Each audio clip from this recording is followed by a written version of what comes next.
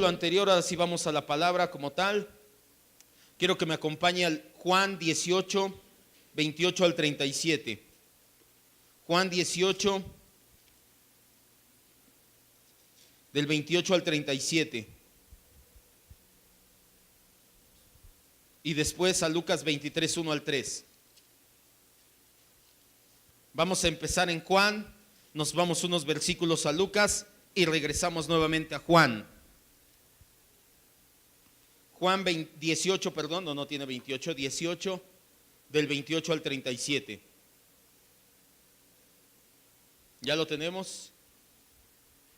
Hoy vamos a ver el primer juicio o la primera parte, como lo quiera ver, del juicio civil de nuestro Señor Jesús. Dice la Escritura: llevaron a Jesús a casa de Caifás al pretorio. Era de mañana y ellos no entraron en el pretorio para no contaminarse y así poder comer la Pascua. Entonces salió Pilato a ellos y les dijo: ¿qué acusación traen contra este hombre?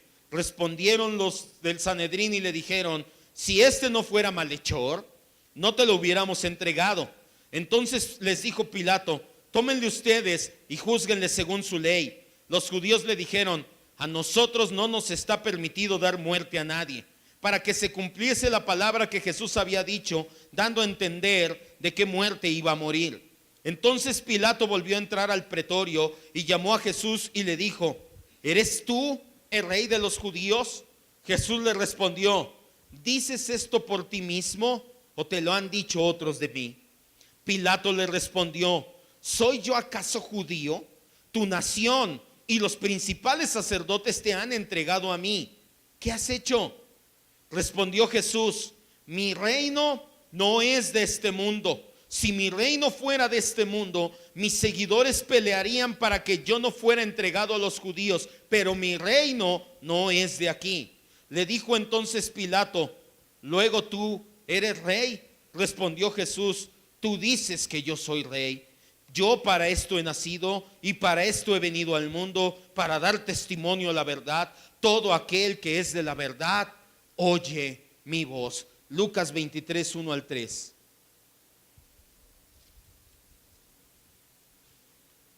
Levantándose entonces toda la muchedumbre de ellos, llevaron a Jesús a Pilato y comenzaron a acusarle diciendo: a este hemos hallado que pervierte a la nación y que prohíbe dar tributo a César, diciendo que él mismo es el Cristo, un rey.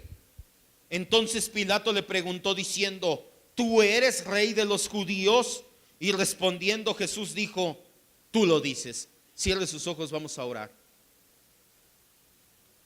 Señor y Dios, te doy gracias en esta tarde ya, en la que nos permites escudriñar tu palabra. Te ruego, Espíritu Santo, que traigas esta palabra de la mente a nuestros corazones.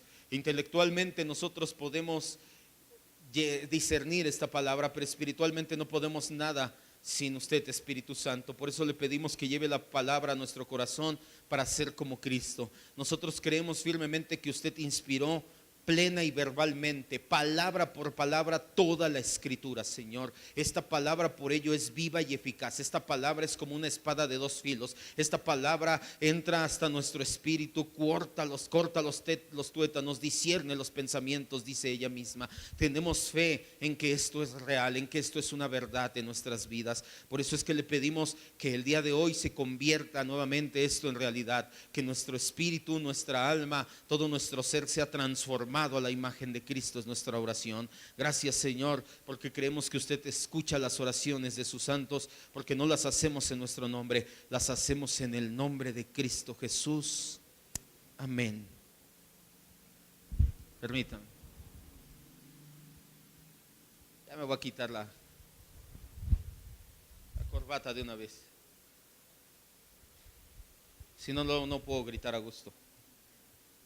Estamos en las últimas horas de vida del Señor Jesús.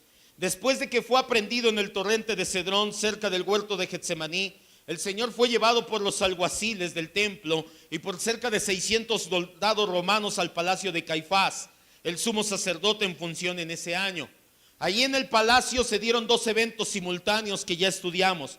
Mientras el Señor Jesús era interrogado para hallar en él algún motivo que justificara la condena que ya tenían establecida de antemano, no es porque de verdad quisieran hacer justicia.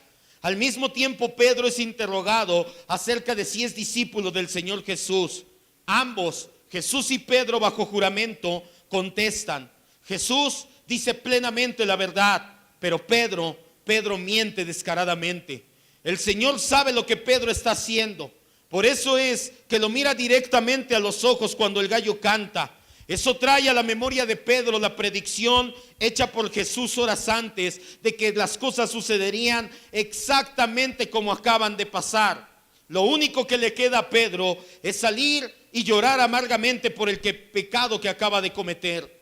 Pero Pedro no es el único que es movido en su corazón por una mala conducta. Mientras Jesús es condenado a muerte, ahora es Judas quien siente un terrible remordimiento por la gran traición que orquestó con algunos de los sacerdotes del Sanedrín. Con ese remordimiento corre y va a ver alguno de ellos con el propósito de regresar las 30 monedas de plata que fueron el precio de su traición. Estos arrogantes hombres, el Sanedrín o algunos de ellos que estuvieron presentes con Judas, no aceptaron las monedas de Judas. Saben que ese dinero está manchado con la sangre de un inocente. Así que Judas sale, corre al templo y avienta las monedas en el templo. Y de ahí sale, va y se ahorca. Judas no estaba arrepentido. A Judas únicamente le daba un enorme temor vivir las consecuencias de su traición, de su acto vil y despreciable, de entregar al que siempre se mostró como un amigo, lo entregó a morir a una de las formas más horribles que haya existido en la historia de la humanidad. Judas sabía en el momento que llevan los soldados, la guardia, los alguaciles a Jesús al pretorio, Judas sabía que ya estaba determinada su muerte. Judas sabía que no lo iban a apedrear o que no lo iban a ahorcar. Judas sabía que Jesús iba a vivir la más horrenda de las muertes que el ser humano ha inventado, que es la muerte por crucifixión. Por eso es que el corazón de Judas se contriña, por eso es que el corazón de Judas se llena de remordimiento. Hubo básicamente 3 diferencias entre Pedro y Judas, y ese fue el cenit de nuestra enseñanza pasada. Pedro reconoció su pecado, Judas solamente sintió temor. ¿Por qué le digo esto? Porque eso fue lo que vimos la semana pasada para ligar bien. Vimos cuál fue la diferencia entre Pedro y Judas. Por eso es que dimos las 2 enseñanzas así seguidas. Pedro sintió verdadero dolor por su pecado también. Judas solamente sentía dolor por él mismo. Pedro rompió para siempre con su pecado. Lo vemos en el libro de los Hechos, que ahora ya no solamente frente a 2 niñas y un puñado de hombres, sino frente al Sanedrín y más de 3,000 personas, él dice: yo soy discípulo, Jesucristo es el Señor. Judas simplemente tomó la salida fácil. No podemos dejar de mencionar esto, no se lo dije la semana pasada, pero quiero que lo entienda. No podemos dejar de mencionar que esto obviamente se debió a la gracia soberana de Dios. O en otras palabras, si Pedro se arrepintió y Judas solamente sintió remordimiento, no fue porque Pedro era bueno y Judas era malo. Ambos, Judas y Pedro, fueron hombres pecadores en toda la extensión de la palabra. Simplemente al Señor le plació elegir a Pedro para salvación. Eso fue la parte que no alcanzamos a ver. La parte humana, como los hechos aquí humanamente hablando, es la diferencia entre Judas y Pedro. Pero la parte divina, lo que no alcanzamos a ver, es que a Dios le plació elegir a Pedro por encima de Judas. A Judas simplemente no. De hecho, todo lo contrario, estuvo siempre destinado a ser el hijo de perdición. Todavía quedan muchos eventos por suceder. El Señor Jesús está siendo llevado por los alguaciles al templo. ¿Se acuerda? Le dije, son 2 hechos simultáneos nuevamente. El de Jesús siendo interrogado y Pedro negando es un hecho simultáneo. Ya después de unas horas se dan 2 hechos simultáneos nuevamente. Jesús siendo llevado por los soldados hacia el pretorio y Judas yéndose a ahorcar. Mientras Jesús está siendo llevado por los alguaciles del templo para poder hacer oficial su sentencia de muerte, y Por lo tanto, está a punto de darse el primero de los tres juicios civiles, o como le dije, o un juicio dividido en tres partes, como lo quiera ver. La escritura nos muestra que fueron tres o uno en tres partes. Dos de ellos frente a Pilato, gobernador romano de la región. Otro frente a Herodes, tetrarca o rey de las 4 regiones. El día de hoy veremos el primero de estos juicios. Las próximas 2 semanas veremos los otros 2, en donde definitivamente se confirma la sentencia de muerte. Así que el día de hoy nos vamos a apoyar mayormente en los evangelios de Juan y de Lucas. Regrese a Juan 28, 29 y 30, 18, del 28 al 30.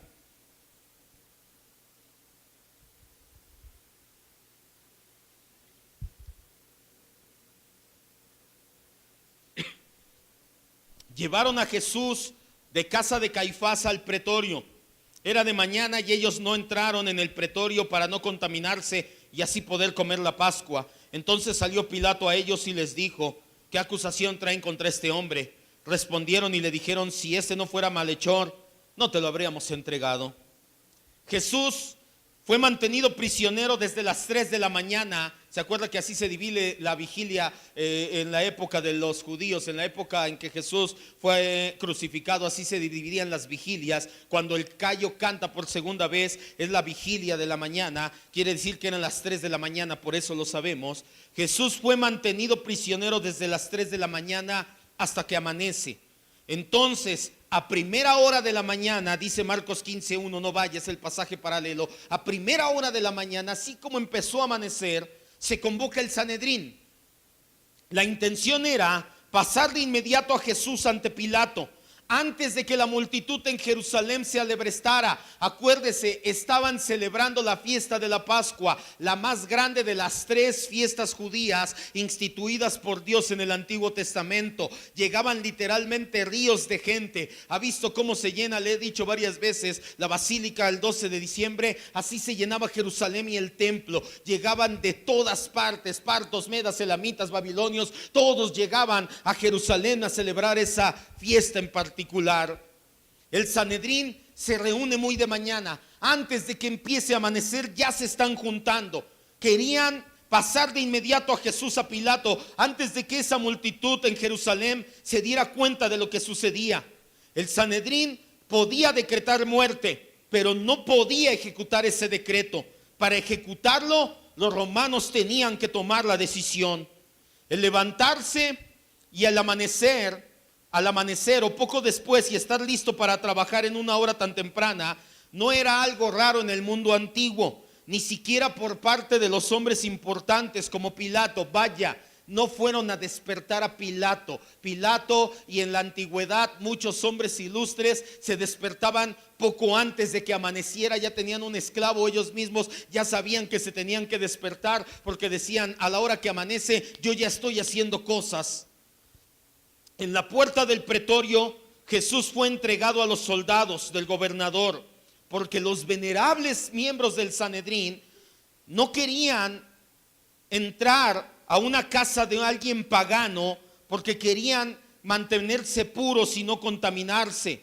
Al parecer, consideraban que la contaminación ritual era mucho más grave que la contaminación moral. Esto siempre fue típico de ellos. No vayas, pero en el libro de Mateo y en el libro de Lucas 11:39 leemos que Jesús acusa a los fariseos y les dice: oigan, ustedes limpian lo de afuera del vaso y lo de adentro que está sucio, así se toman lo que está en el vaso, dándoles a entender, se preocupan más por lo exterior que por lo interior. El Sanedrín llegó hasta la entrada de la puerta de la casa del gobernador, ese es el pretorio, pero no quiso poner un pie adentro, porque la ley marcaba que si ponías un pie dentro de la casa de un pagano, te tenías que purificar durante 3 o 7 días, entonces ya no podían comer la Pascua. Ellos prefirieron no entrar a la casa de Pilato para no contaminarse, según ellos.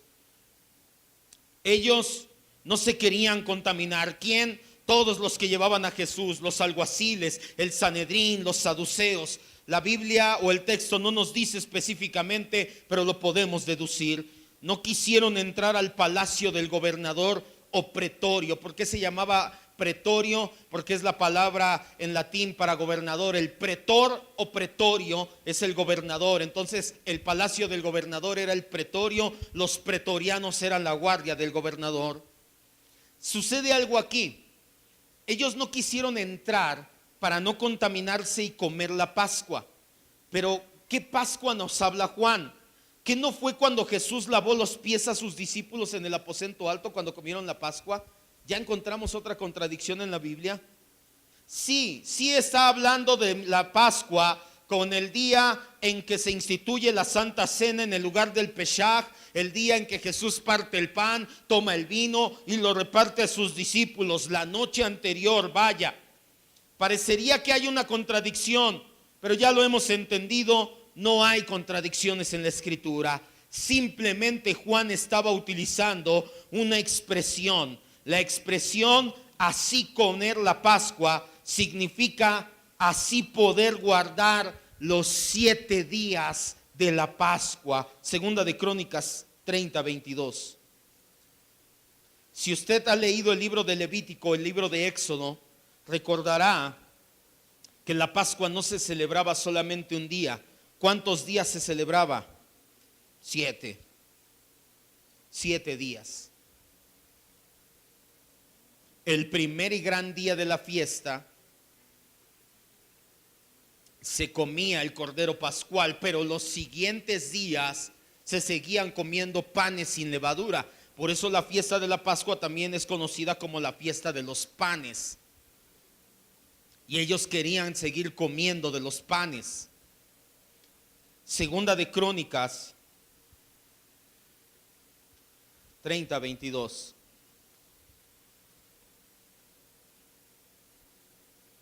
Y habló Ezequías al corazón de todos los levitas que tenían buena inteligencia en el servicio del Señor, y comieron de lo sacrificado en la fiesta solemne. ¿Por cuántos días?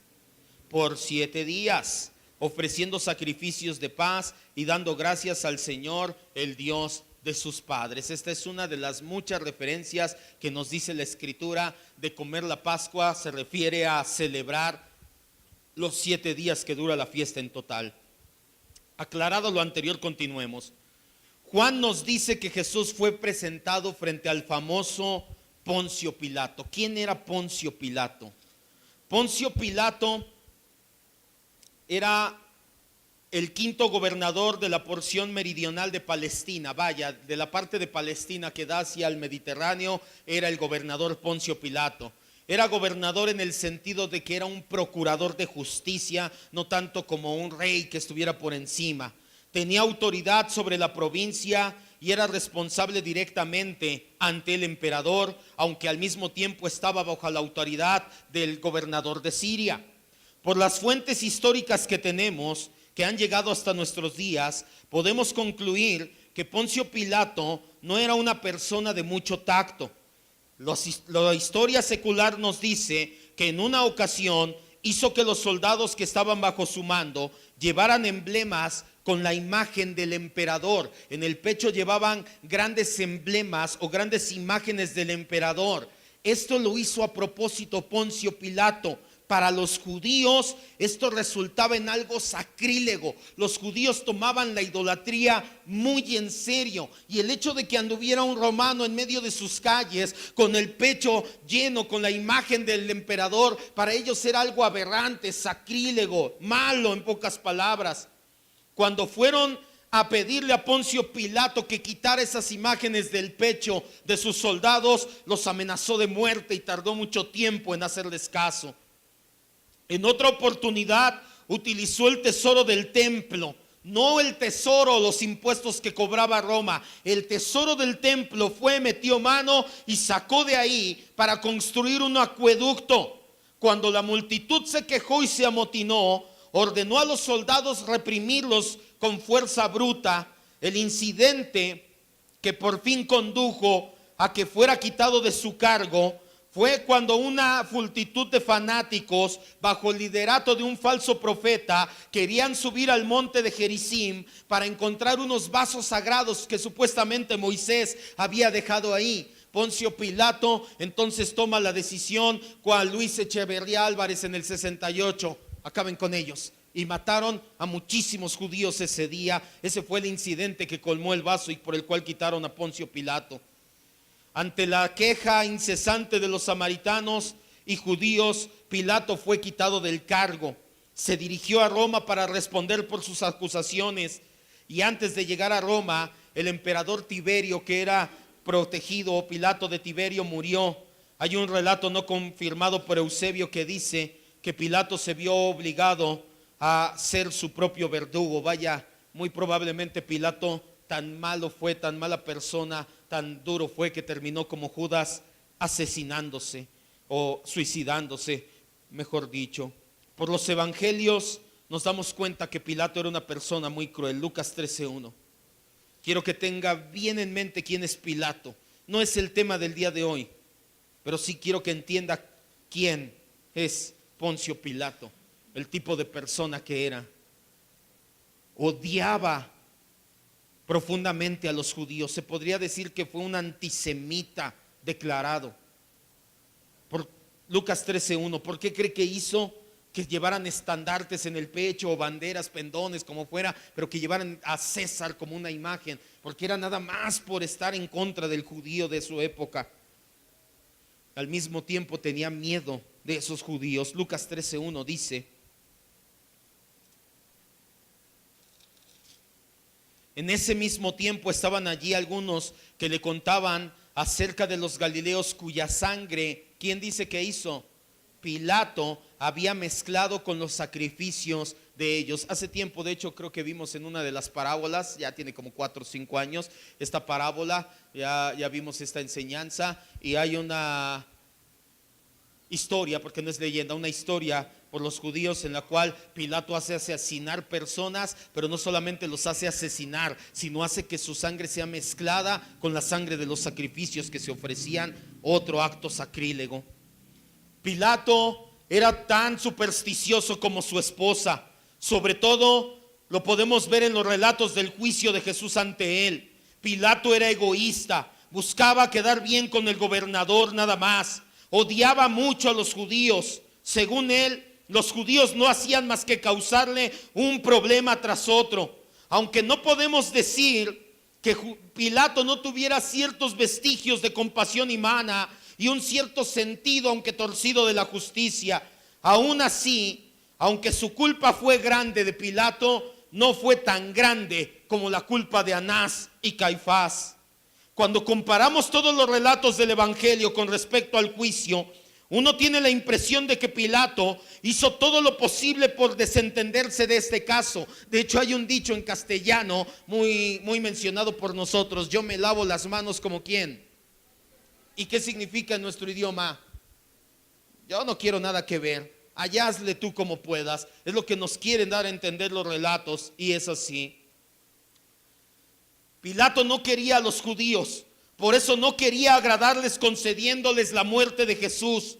Además, en lo más profundo de su corazón, Pilato les tenía miedo a los judíos. Tenía miedo de que usaran su influencia contra él y lo destituyeran, lo que finalmente pasó.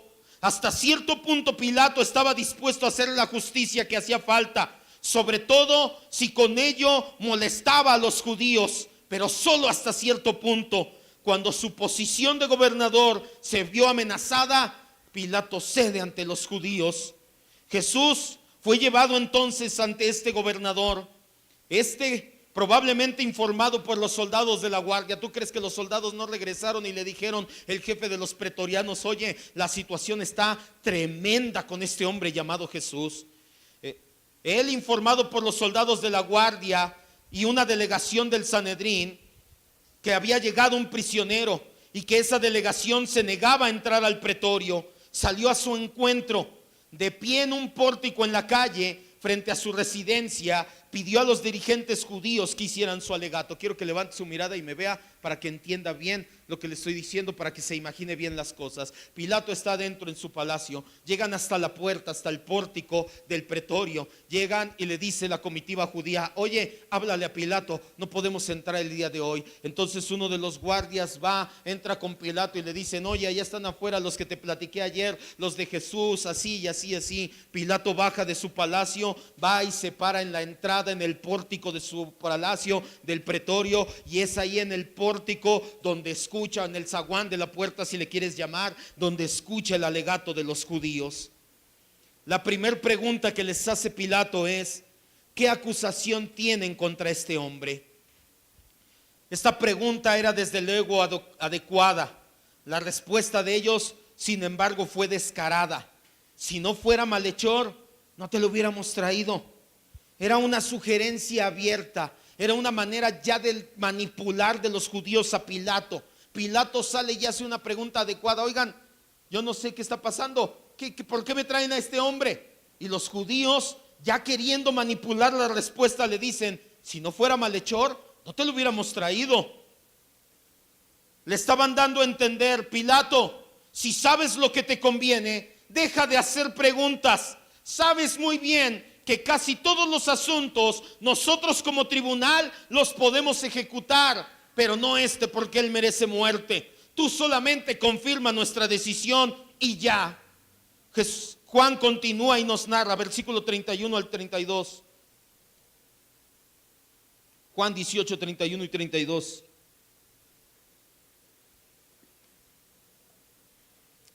No se desconecte. Métase con nosotros a la enseñanza. Es maravillosa. Todo redunda, todo termina para mostrar de lleno el reinado glorioso de nuestro Señor Jesucristo. Entonces les dijo Pilato: tómenle ustedes y júzguenle según su ley. Los judíos le dijeron: a nosotros no nos permiten dar muerte a nadie. Ya le estaban sugiriendo que lo querían matar, para que se cumpliese la palabra que Jesús había dicho, dando a entender de qué muerte iba a morir. Pilato todavía no sabía que los judíos querían dar pena de muerte a Jesús, pensando que lo que ellos querían era infligir un castigo menor. No comprendía todavía por qué querían molestarlo con este detenido. Ni siquiera están dispuestos a presentar una acusación legal. No hacen sus alegatos legales como tal. Por ello es que cuando exclama: tomen ustedes y júzguenle según su ley, no quiere dar a entender que el detenido no hubiera sido juzgado.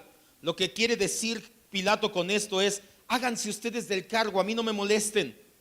Resulta claro que los miembros del Sanedrín así entendieron a Pilato por su respuesta: ya lo hicimos, ya lo juzgamos, pero a nosotros no nos es permitido darle muerte. Con esa respuesta mostraron que deseaban aplicar la pena capital como castigo. Si bien bajo la ley romana los judíos tenían derecho de dictar sentencia, ya en la práctica o en la ejecución no tenían ese derecho. Ese derecho era exclusivamente de los romanos. También sabían que si Pilato el romano cedía ante ellos, Jesús sería crucificado, no lapidado ni ahorcado. Ellos querían la peor y más humillante de las muertes. ¿Sabe por qué cuando Jesús dijo: el que no tome su cruz y me siga, fue un mensaje escandaloso? Porque la muerte de cruz o la crucifixión para los romanos era humillación y para los judíos era maldición. Por eso cuando Jesús dice: tomen su cruz y síganme, todos se escandalizaron y dijeron: ¿qué? ¿Me quieres que me humille? ¿Quieres que se escandalice la gente? ¿Quieres que sea yo un maldito? Eso es lo que querían los dirigentes judíos. Ellos podían haber hecho como con Esteban. En Hechos 7 a Esteban no se esperaron a que Pilato tomara acción. En Hechos 7 tomaron piedras, lo apedrearon. Ya después no sé cómo lo hicieron con Pilato. Ellos no querían nada más que muriera Jesús. Querían que muriera de la peor forma posible. Pero Juan nos dice que sucedió para que se cumpliera la palabra que Jesús había dicho. Juan 3:14 y Juan 12:32. ¿Qué palabra había dicho Jesús?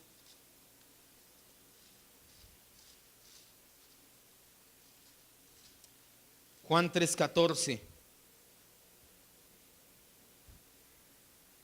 Por eso es, y lo vimos los 2 miércoles pasados en bibliología, que hay ciertas profecías que estuvieron fuera del alcance de la mano de nuestro Señor Jesucristo, las profecías mesiánicas.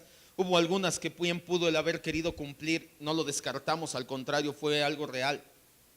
Pero hubo profecías que se salieron del alcance de su mano, como esta, que tenía que ser muerto, colgado en un madero. Él mismo se hizo maldito para que nosotros fuéramos benditos para Dios. Juan 3:14, y él mismo lo profetizó, dice la Biblia: y como Moisés levantó la serpiente en el desierto, así es necesario que el Hijo del Hombre sea levantado. Jesús al principio de su ministerio ya les esbozaba y les decía: va a llegar el tiempo en que me van a matar, no a pedradas, no ahorcado, levantado, suspendido entre el cielo y la tierra, como estuvo suspendida la serpiente de bronce. Juan 12:32.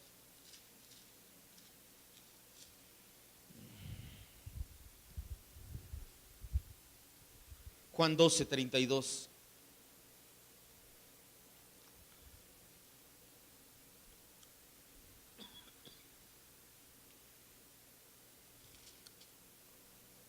Y yo, si fuere levantado de la tierra, a todos atraeré a mí mismo. Nuevamente Jesús hablando a la multitud, diciéndoles: hey, va a llegar el momento en que seré levantado. Mateo 20:19. Vamos a las 3 citas, no se preocupe, tenemos tiempo de sobra, porque no es nuestro, es del Señor Jesús. ¿Cuántos dicen amén?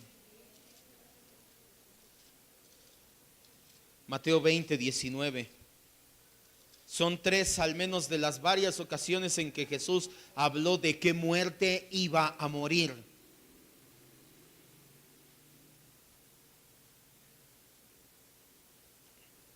Mateo 20:19. Desde el 18: he aquí subimos a Jerusalén, y el Hijo del Hombre será entregado a los principales sacerdotes y a los escribas, y le condenarán a muerte.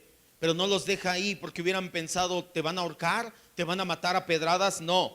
Y le entregarán a los gentiles. No va a ser ellos, va a ser Poncio Pilato, un gentil, un pagano, para que le hagan burla, para que lo azoten y para que, ¿qué más? Lo crucifiquen. Jesús mismo profetizó su muerte.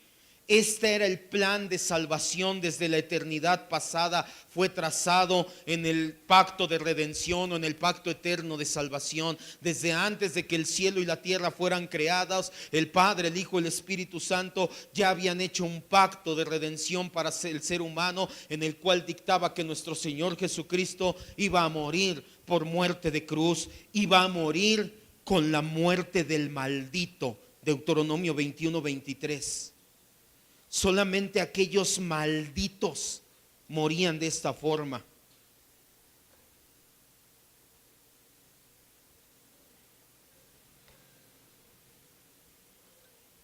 Deuteronomio 21:23.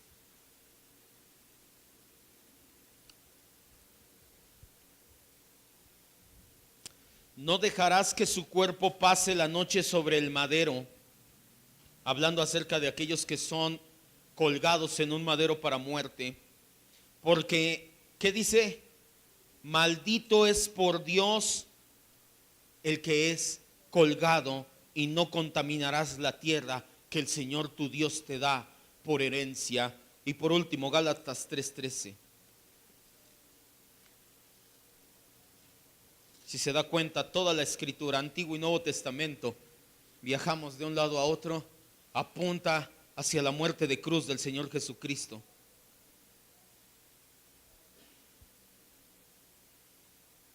Gálatas 3:13.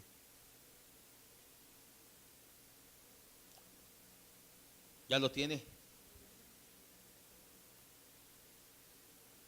Cristo nos redimió de la maldición de la ley, hecho por nosotros maldición, porque escrito está: maldito todo el que es colgado en un madero. Cristo fue colgado en un madero, atravesado sobre un poste. Vaya, se hizo una cruz, fue colgado en un madero. Él se hizo maldición para que tú y yo pudiéramos ser hechos bendición, o tener las bendiciones en Dios, la bendición llamada salvación o redención. Este era el plan de Dios para nuestra salvación, trazado desde la eternidad pasada. Dígale: gracias, Dios. Para complementar y armonizar, vamos a continuar ahora el relato en Lucas 23:2. Juan pierde un poco, o vaya, el Espíritu Santo no le inspira a escribir lo que sí inspira a Lucas. Y si nosotros leemos ahora en Lucas 23:2, nos daremos cuenta cómo armoniza perfectamente aquí.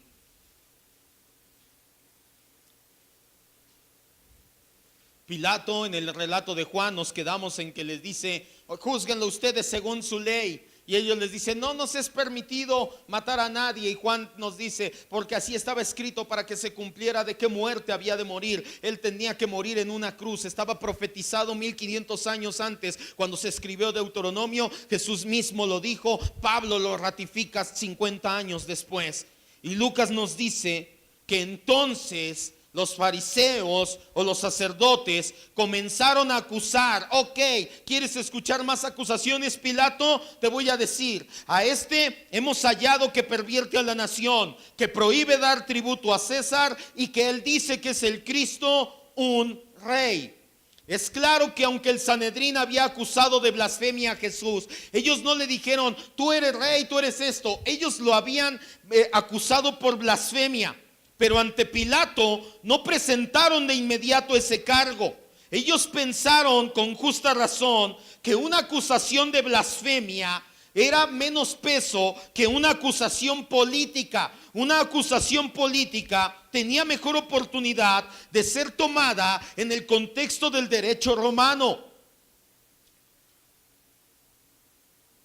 Además, pueden haber pensado que una acusación estrictamente religiosa iba a causar muy poca impresión a un pagano, pero no significa que dejaron la acusación religiosa, la dejaron para una parte posterior del juicio. Lo vamos a ver cuando veamos Juan 19. La acusación del Sanedrín, no se distraiga, es triple. Primero, Jesús pervierte a la nación. Segundo, prohíbe dar tributo. Tercero, dice que es rey.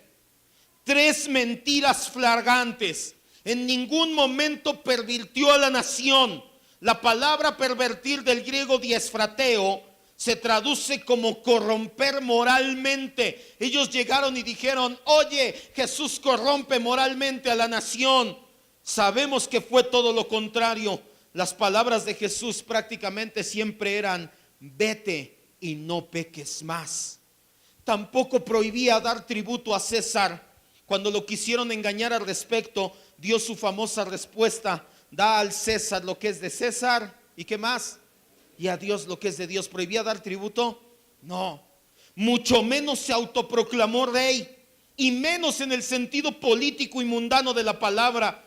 Todo su ministerio fue todo lo contrario de un rey. Se la pasó siendo humilde, negándose a sí mismo, en el servicio abnegado. Nunca se coronó como rey, nunca tuvo insinuaciones de rey. Y cuando la gente lo quiso coronar como rey, ¿qué hizo Jesús?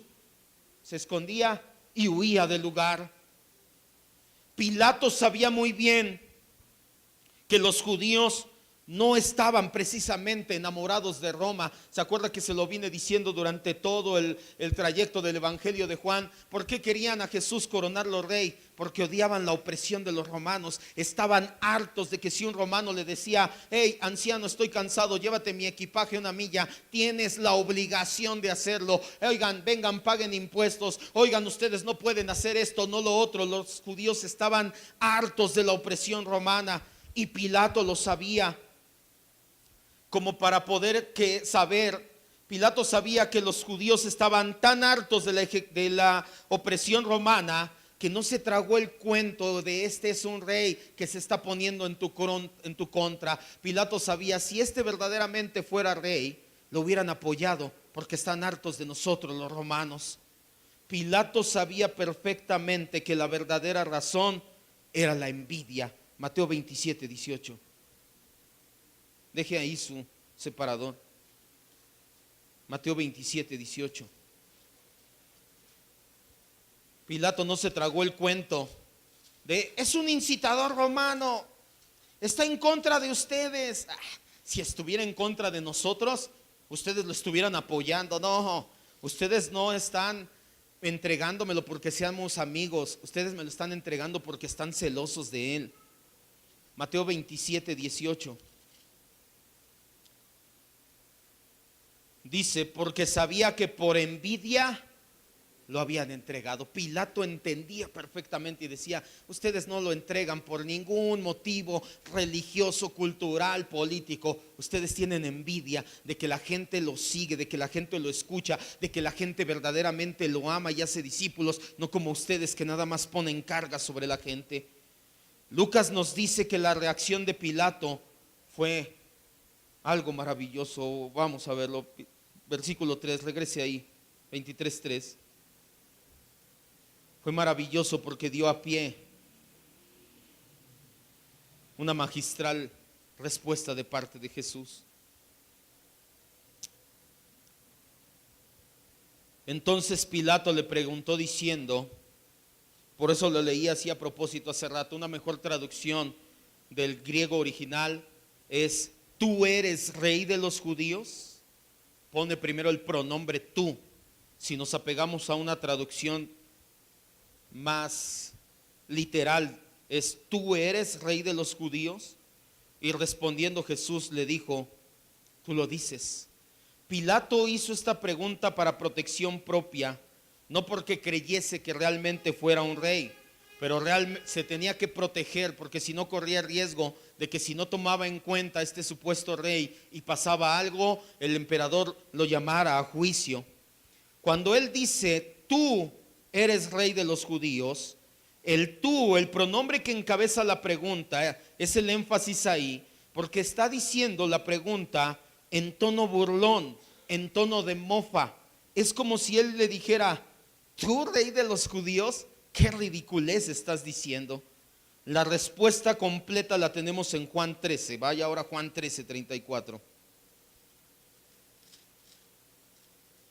Andamos de aquí para allá, pero es que así es como se armonizan los evangelios. Ves un hueco que está en el otro, lo llenas con ese. Ves el hueco acá, lo llenas con el otro. Y ya vamos a entrar a nuestro tema central, a donde nos quiere llevar la Escritura el día de hoy. Respondió Jesús, ¿dices esto por ti mismo o te lo han dicho otros de mí? El Señor responde de manera tal que no se implica pero tampoco se defiende y le da a entender a Pilato que tiene una fuerte influencia judía. Por eso es que Pilato responde, versículo 35, ¿soy yo acaso judío? No me consideres judío como para que me estén influenciando los judíos, dice, tu nación, es más, los principales sacerdotes te entregan a mí. Pues ¿qué hiciste? Con un gesto desdeñoso, con un tono de desprecio, Pilato hace a un lado la sugerencia que le formula Jesús de que está influenciado por los judíos. Yo no soy judío, dice Pilato. Pilato no veía en Jesús a un hombre que iba a causar una revolución, lo veía como un hombre manso, humilde. El gobernador no era tan necio, por eso prosigue y le dice, tu nación, el pueblo al que perteneces, tus dirigentes te entregaron a mí, son ellos los que te acusan. ¿Cómo respondes? ¿Qué hiciste? Pilato sabía muy bien que no era otra situación sino la envidia de parte de los judíos la que había llevado a Jesús ante él. Sin embargo, no estaba seguro de si esto explicaba todo. Tal vez tenía que investigar un poco más. Pensó que de esta manera podría ahondar más, pero de esta manera preparó el camino para que Cristo explicara su realeza. Versículo 36. Respondió Jesús, mi reino no es de este mundo. Si mi reino fuera de este mundo, mis servidores pelearían para que yo no fuera entregado a los judíos, pero mi reino no es de aquí. Pasa todo el interrogatorio. Le dije el miércoles en la enseñanza de bibliología, cuando Isaías 53:3 nos dice que no abrió su boca, que fue llevado como cordero mudo al matadero, no se refiere a que nunca habló ninguna palabra, se refiere a que nunca habló ninguna palabra para defenderse él mismo. Pero las palabras que Jesús habló en todo el proceso, lo vamos a ver las 7 palabras cuando está colgado en la cruz. Él da 7 palabras o 7 frases maravillosas, tremendas. Y durante el proceso sí abrió su boca, sí habló. pero fue para darnos enseñanzas tremendas. Una de ellas la encontramos aquí en la respuesta que da. Todo se va orillando, todo se va enfocando hasta el momento en que Pilato queda delante de Jesús y le dice a Jesús: ya pues dime, ¿eres tú el rey de los judíos o no? ¿Qué hiciste para que te trajeran aquí? Jesús le responde: mi reino no es de este mundo. La respuesta que le da de su realeza a Pilato es triple. Primero, Jesús se da cuenta de la profundidad de la pregunta de Pilato. Pilato le estaba preguntando: ¿eres rey en algún sentido que yo no entiendo? Porque yo no te veo como rey, pero ellos te acusan, te tienen envidia. A lo mejor un rey religioso, a lo mejor un rey espiritual, qué sé yo, explícame. Por eso es que Jesús, entendiendo la pregunta de Pilato, le dice: mi reino, con el énfasis en mi reino, porque él es rey, no es de este mundo. Mi reino es espiritual, dice primero Jesús. La Biblia nos dice en muchas ocasiones que Jesús es rey y soberano del universo, de la creación entera. En Lucas, en Apocalipsis, en Salmos, en Andiel, en Abdías, en Daniel, en Crónicas. Sin embargo, aquí en este pasaje en particular, Jesús está diciendo no del dominio que tiene sobre toda la creación, no del dominio como la segunda persona de la Trinidad. Jesús está hablando específicamente de su realeza espiritual en las vidas y corazones de sus seguidores. Quiero que escuche bien esto que le voy a decir. Toda la creación está bajo la soberanía y el reinado de Cristo. ¿Cuántos dicen amén? Pero existimos personas que por la gracia de Dios llevamos esa soberanía escrita en nuestro corazón y la aceptamos con gusto. Ese es el reino espiritual de Cristo. ¿Cristo reina sobre toda la creación? Sí, sí. Pero habemos personas dentro de esa creación que tomamos ese reinado de manera voluntaria y decimos: tú eres el rey de mi corazón. Ese es el reinado espiritual de Cristo, el regnum gratiae o el reino de gracia en latín, para los que me critican porque uso latín. En segundo lugar, Jesús indica que su reino no es de este mundo. La realeza de Jesús no es una realeza terrenal. No nació en la tierra, no se la dio ningún poder mundano. Es totalmente diferente el carácter real de Jesús. No utilizó medios terrenales para llegar a ser rey. No heredó el reinado. Su papá de Jesús, la estirpe de Jesús, su papá adoptivo José, ¿era rey o carpintero? ¿Heredó un trono? ¿Dio algún golpe de estado para llegar a ser rey? Jamás. Si la realeza de Cristo hubiera sido terrenal, sus servidores habrían luchado bajo sus órdenes, de forma que no hubiera sido entregado en Getsemaní. Por eso es que le dice a Pedro: guarda tu cuchillo, no lo saques, porque tenía que presentarse ante Pilato y decirle: oye, mi reino no es de este mundo, sino tendría peleadores, luchadores a mi lado. En tercer lugar, versículo 37, ahí nos da la tercera respuesta. Nos dice que su reino en los corazones no es en toda la humanidad, sino solamente en aquellos que escuchamos la verdad.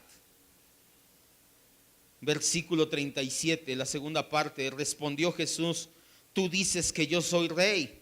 Yo para esto he nacido, para esto he venido al mundo, para dar testimonio a la verdad. Todo aquel que oye, que es de la verdad, oye mi voz. Por último le dice Jesús, le pregunta Pilato: bueno, eres rey, ¿y en qué consiste esta realeza? La acusación en tu contra es como si fueras un rebelde contra Roma. Pero Pilato no entiende cómo alguien puede pretender ser rey y no tener un reino terrenal. Pilato desea saber si este prisionero es de verdad rey. Jesús responde diciendo: yo sé, yo soy rey. Jesús no está eludiendo la pregunta. Su respuesta para nada significa, como algunos han propuesto: tú lo dices, pero yo no he dicho eso. El contexto inmediato solamente deja una interpretación. Tú dices que soy rey, para eso he nacido, para eso precisamente nací, para ser rey. Jesús, sin embargo, Su reinado no fue heredado, no fue por algún golpe de estado ni ninguna otra circunstancia natural. Jesús nació siendo rey. De hecho, Él vino a este mundo con el propósito específico de reinar. En una forma más significativa, Jesús agrega: todo aquel que oye, que es de la verdad, oye mi voz. Cierra tus ojos. Vamos a terminar ya.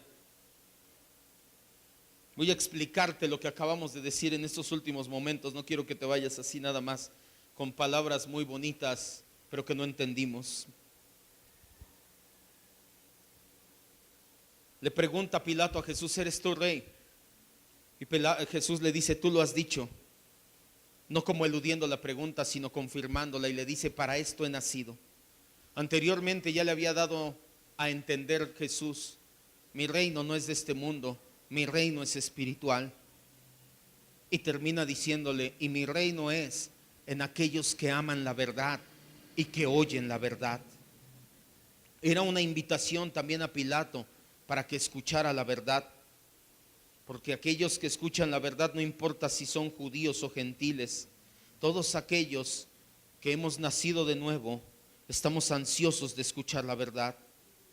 Aquellos que pertenecemos al reino espiritual de Cristo, anhelamos más que nada escuchar a nuestro Rey. Y cada vez que escuchamos verdad predicada desde el púlpito, estamos escuchando a nuestro Salvador y Soberano. Así que te invito a escuchar atentamente estos últimos minutos acerca de la verdad del doble reinado de Cristo. Este doble reinado de Cristo es simultáneo. Si quieres ahondar más, puedes ir a nuestros estudios de Cristología. Cuando hablamos de los tres oficios de Cristo, Él ejerce el oficio regio o el oficio de rey. Jesucristo oficia el oficio de rey en dos ámbitos. El primero, en el reino espiritual o reino de gracia, en latín conocido como el Regnum Gratiae. El reino de gracia está fundado en la redención. El reino de gracia está fundado en la obra de la cruz del Calvario. El reino de gracia es puramente espiritual. El reino de gracia es presente y al mismo tiempo futuro. Va a tener una consumación cuando se una al reino de gloria. El reino de gracia es en donde pertenecemos la iglesia, al reino de gracia. Este reino de gracia o reino espiritual empezó a andar en el tiempo. En el día que Adán y Eva caen en pecado y el Señor les da la primer promesa redentora de que vendría un Salvador, pero que sería herido en el calcañar. A partir de ese momento, los hombres en el Antiguo Testamento fueron salvos poniendo su fe en el Mesías que había de venir. Nosotros tenemos fe en el Mesías que ya vino. El reinado de gracia o reinado espiritual empezó a andar en el tiempo, en el momento en que el hombre cae. Pero Jesús no tomó su trono públicamente hasta después de que resucitó y se puso a la diestra del Padre. Ese es el reino de gracia, pero no es el único reino del Señor Jesucristo. Subordinado al reino de gracia, hay otro reino conocido como el reino soberano. En latín, el Regnum Potentiae. El reino soberano de Cristo es el reinado que tiene sobre toda la creación, sobre principados y potestades, sobre lo visible y lo invisible, sobre la tierra, los cielos y debajo de la tierra. Jesucristo reina. El Regnum Potentiae nos habla de Jesucristo como Rey del universo, como aquel que administra providencialmente todas las cosas del universo. Pero escuche bien, Él las administra para provecho de su iglesia. Y aquí es donde vamos a amarrar todo.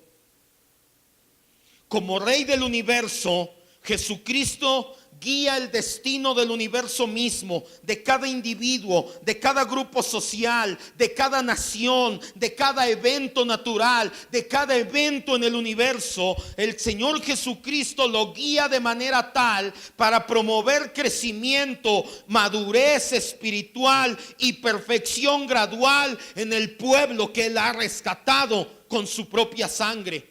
En palabras más simples y para que pueda decir amén, Cristo gobierna el universo de forma tal que todo lo que pasa en el universo es para que la iglesia madure y se parezca cada vez más al Señor Jesucristo. Así gobierna el Señor las naciones. ¿Tú crees que lo que está pasando hoy en día en nuestro gobierno, lo que está pasando en los eventos naturales, lo que pasa en tu familia, lo que pasa en todos lados, lo tiene el Señor Jesucristo providencialmente controlado en el reino de poder, en el reino potentalle, de manera que todo lo que pase en el universo es para que tú y yo nos parezcamos a Cristo? Esta capacidad de gobernar de Cristo protege a los suyos contra el peligro que el mundo nos muestra. Esta capacidad de Cristo de gobernar nos muestra cómo la justicia se sujeta a Él y cómo destruye a sus enemigos. Por eso es que el Señor Jesucristo les dijo a los apóstoles que la iglesia prevalecerá, ni las puertas del Hades pueden contra ella, porque yo, dice el Señor Jesús, muevo todo en el universo. Por eso es que persecuciones, sincretismo, ecumenismo, divisiones internas, herejías destructoras, comodidad, tribulaciones, todo esto y más ha enfrentado la iglesia del Señor durante 20 siglos. Si ha pasado por estas cosas, es por el designio de Cristo, porque Cristo quiere purificar a su amada, y su amada siempre saldrá adelante, porque Él está protegida por el reino de poder. La idea de que Cristo gobierna el destino del universo es confortante para un cristiano. La mayoría de los cristianos tenemos una idea de Cristo refugiado en un trono en el cielo, temeroso de lo que le hicieron los seres humanos aquí en la tierra. Por eso me voy a los cielos a refugiarme en un trono. No, amado hermano, Cristo no se refugia en un trono en el cielo. Cristo desde su trono en el cielo está gobernando cada uno de los sucesos en el universo, para el bien de nosotros, para el bien de su iglesia. Si este mundo estuviera más allá del control de Dios, de Cristo, fácilmente se podrían frustrar sus planes. Pero Dios invistió con la autoridad a Cristo de tal manera de que Él puede dominar todo poder, fuerza y movimiento en el mundo. Por eso es que Él pudo asegurarle a los suyos que somos como ovejas en sus manos y que nadie nos quitará de ahí. La relación que tiene el reino de poder y el reino de gracia garantizan la preservación de nuestra salvación. Judas 24 dice, cierra tus ojos ahí con tus ojos cerrados. Y aquel que es poderoso para guardarlos sin caída y presentarlos sin mancha delante de su gloria con gran alegría. Judas entendía la relación que hay entre el reino de gracia y el reino de poder, y dice, aquel que es poderoso, aquel que gobierna el universo, lo gobierna para presentar a su iglesia pura y sin mancha delante de sí mismo. Cuando Jesús le contesta a Pilato si él es rey, Pilato, como no es de la verdad, nunca imaginó lo extenso, profundo y extraordinario del reinado de Cristo. Cristo primeramente reina en el ámbito espiritual sobre un pueblo muy específico, su iglesia. Aquellos que amamos la verdad, que vivimos la verdad, que defendemos la verdad, que escuchamos la verdad, y si es necesario, que podemos hasta morir por la verdad del Señor Jesús. Pero está también simultáneamente reinando sobre el cosmos entero. La creación entera está bajo los pies, bajo el dominio y la autoridad, y el Señor Jesucristo ejerce su soberanía sobre la creación en beneficio de nosotros, de su iglesia. Pero no lo hace para que tú y yo tengamos bienes materiales. No lo hace para que tú y yo gobernemos, como mal dicen algunos un día. No lo hace para que tengas un beneficio mundano y banal. El Señor Jesucristo gobierna la creación de manera tal que pueda, todo lo que sucede es para sus propósitos, para moldearnos a su imagen y semejanza. Y nosotros, como amamos la verdad, nos agrada escuchar esto y estamos agradecidos eternamente que así sea. Señor y Dios, el día de hoy hemos entendido que cuando te presentaste ante Pilato en el primero de los 3 juicios, presentaste tu realeza en toda la extensión de la palabra. Lo que ellos pensaban que era un juicio para condenarte realmente era un tribunal, era un púlpito para que tú proclamaras una verdad profunda y extensa en gran manera. Tú te presentaste como el rey que eres, soberano espiritual. Tu reino es de aquellos que escuchamos la verdad y amamos la verdad. Pero no es el único reino que has tenido o que tienes. Tú tienes un reino todavía más extenso, que es el reino soberano sobre toda la creación. Y nos reconforta saber, mi Dios, que tú controlas todo en el universo para el bien de tu iglesia. No para que gobierne, no para que juzgue, no para que tenga bienes materiales, sino para que tu iglesia sea prosperada espiritualmente. Bien lo han dicho algunos predicadores. La persecución nunca le ha hecho daño a la iglesia, la comodidad sí. Por eso es que tú permites que haya tiempos malos en la iglesia y en nuestras vidas, para que podamos apegarnos a ti, a tu palabra, buscarte con más ahínco y verdaderamente ser más como tú. Por eso es que tú permites que haya tiempos buenos en nuestras vidas y en la iglesia, para que podamos descansar y disfrutar de esa maravillosa bondad que tienes tú. Por eso es que tú gobiernas de la manera que gobiernas, Señor. Todo redunda para tu gloria. Todo lo que tú gobiernas en el universo es para que tú seas glorificado. Aún los hechos políticos internacionales, aún lo que está pasando con mi vecino al lado de la casa, aún lo que está sucediendo en mi vida personal o en la de cada uno de nosotros, tú lo gobiernas, Señor, con un propósito: que tu iglesia sea más como Cristo.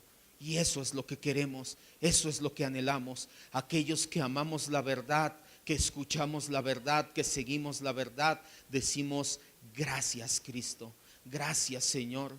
La manera en que gobiernas soberanamente es perfecta, por eso no nos quejamos. Por eso hace tiempo te había dicho, amado hermano, no te quejes ni del clima. Cristo providencialmente controla el clima y las inclemencias, si tú las quieres ver, del clima, el calor, el frío, la lluvia, la controla para su propia gloria. Por eso es, Señor, que en esta tarde te decimos: tú eres Rey de Reyes y Señor de Señores. Tú reinas en el reino de gracia, tú reinas en tu reino soberano, todo con un propósito: que tu iglesia sea más como tú. Maravilloso Rey que tenemos. Gracias, Dios, por la enseñanza del día de hoy. Gracias, Señor, por permitirnos escudriñar tu palabra versículo a versículo, palabra a palabra. Gracias, Señor, porque nos permitas ver el cenit de cada enseñanza que encontramos en estos párrafos, Señor. Hoy nos hemos dado cuenta que el cenit es cuando Jesús se presenta como el Rey por sobre todo delante de Pilato.